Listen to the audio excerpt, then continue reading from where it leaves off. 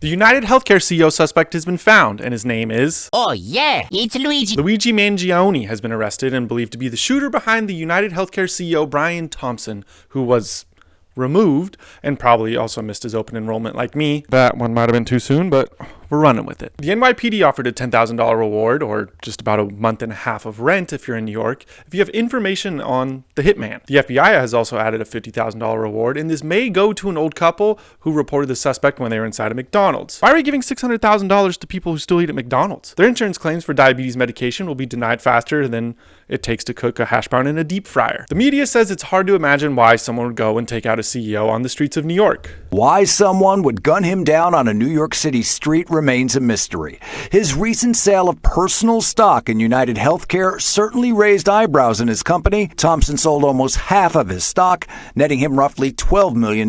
About his stock sales, United Healthcare under Thompson's watch was also facing lawsuits about upcoding Medicare. That's essentially charging Medicare more for certain kinds of treatments by saying that people have certain ailments that they don't necessarily have, or otherwise finding a way to charge Medicare more. So there are lawsuits about that. Okay, it's not that hard to imagine. But New Yorkers are mourning the loss of the CEO and taking this very seriously.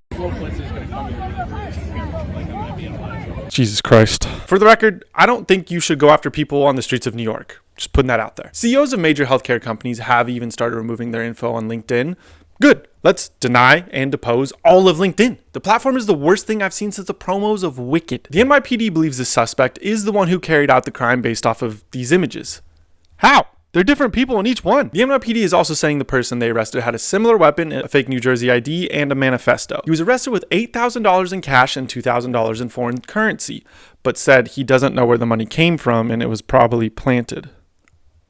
Well, this just got confusing. The manifesto that the suspect was arrested with said he acted alone and the parasites had it coming, and said violence is the answer. This evidence and manifesto and the suspect still holding on to them is more convenient for convicting him than a McDonald's Happy Meal.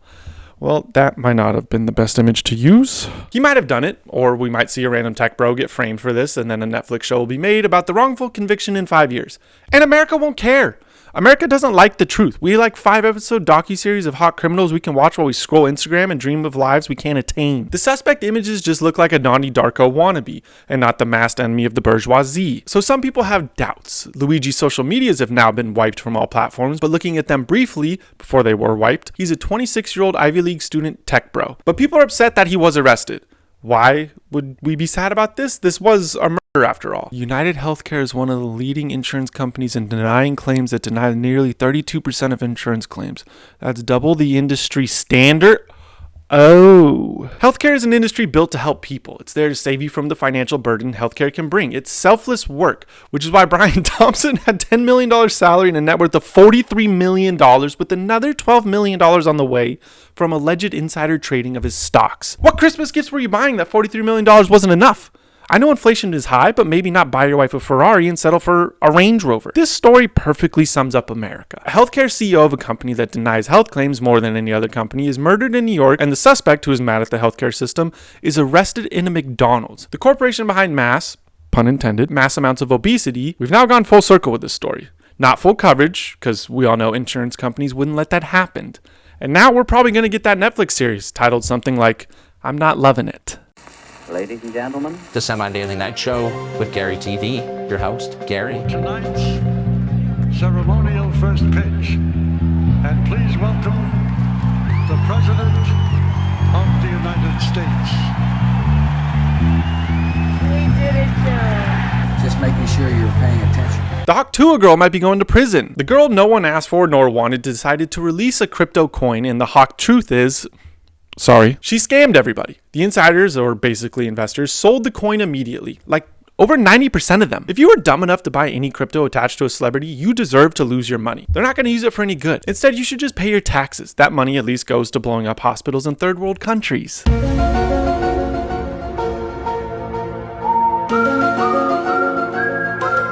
Oh, I'm the bad guy for making the joke, but the people dropping the bombs aren't. Okay. Right off the bat, people were skeptical. I don't know why. The girl is famous for a 5-second clip, and we all expected her to be our next president. And once people got worried this might be a scam, she settled the truth with the statement from the heart.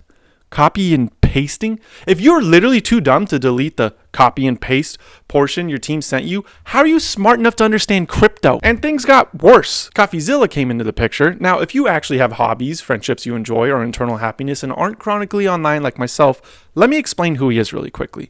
CoffeeZilla is a YouTuber who investigates scams that happen in the influencer space. He's insanely talented at what he does. He's exposed just about every influencer scam that has ever been done. He's like the dude from No Country for Old Men for scammers.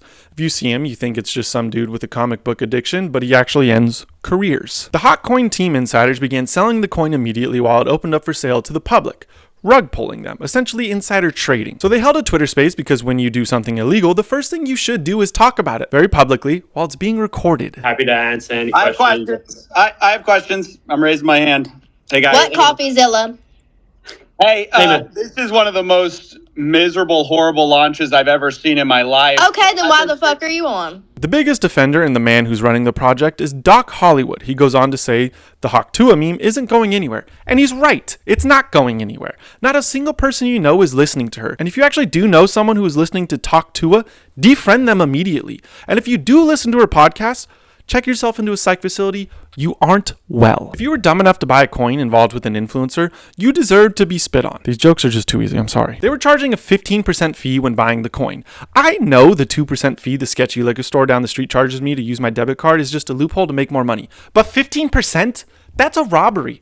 Except for wearing a ski mask, you have a PDF NFT profile picture that I can just screenshot. Oh, but that's theft. Shut up, you nerd. He goes on a rant also about anyone that is in crypto is mentally ill. I think crypto brings the mentally ill into this thing, right? If you guys are in crypto, you're most likely mentally ill. That's the only true thing he said. And I say that as someone who's into crypto. I'm just trying to figure out who owns it. You know how much it costs for lawyer fees to create a foundation in the Cayman Islands? No, but I know you're going to need more of them. And in the middle of being caught scamming everyone, Hawk Tuah girl announces she is going to bed. An actual, Hey source guys, of income. I hate to interrupt you, Nick. Hello there. But anywho, I'm gonna go to bed, and I'll see you guys tomorrow.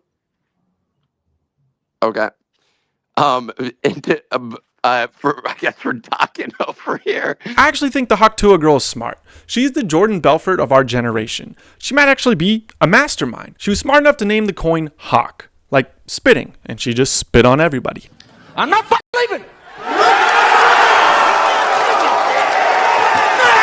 President Biden pardoned his son Hunter. The pardon spans over 10 years. Damn! 10 years of crime wiped away? If I don't return my Amazon package in 1 week, I don't get a refund. And this dude gets 10 years to forget not to do crack or pay his taxes? He really is an artist. The power presidents are given with pardons is them just publicly saying, I owe criminals favors. The justice system in this country is as fair as a horse race ran by the Peaky Blinders at this point. It's fitting that the symbol for justice is a blindfolded lady holding up a scale that can easily be changed by a lump sum of cash. God damn it, Zelensky. But this isn't the most controversial pardon of our lives. Here are some of my favorites and what they did.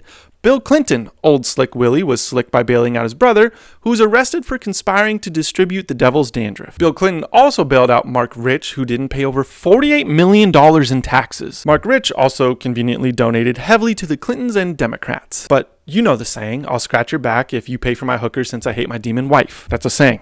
Bill Clinton said it. See? Look, I didn't make that up. FDR had the most pardons of over 3,000, most of them being Jehovah Witnesses who dodged the draft. Also, what the f*** did Jehovah Witness to make them hate holidays so much? President Buchanan also pardoned Brigham Young, which is criminal. He never should have been pardoned. Who allows someone to ban a religion from drinking coffee and makes their college students actually not want to drink alcohol? And the last being my favorite, Biden also pardoned 6,500 people for marijuana possession, unburdening what has been done by his VP and her past. Imagine what can be and be unburdened by what has been. You know? What can be unburdened by what has been. What can be unburdened by what has been. What can be unburdened by what has been. What can be unburdened by what has been. What we can see, what we believe can be unburdened by what has been. What can be unburdened by what has been.